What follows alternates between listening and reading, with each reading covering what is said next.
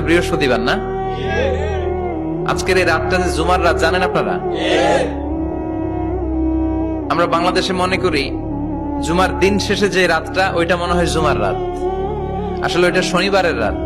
ইয়াউমুস সাবত, ইয়াউমুস সাবত, ইয়াউমুল আহাদ, ইয়াউমুল ইসনাইন, ইয়াউমুল সুলাসা, ইয়াউমুল আরবিআ, ইয়াউমুল খামিস, ইয়াউমুল জুমআহ। এই হচ্ছে 7 দিনের আরবি নাম। তা আজকে হচ্ছে ইয়াউমুল খামিস।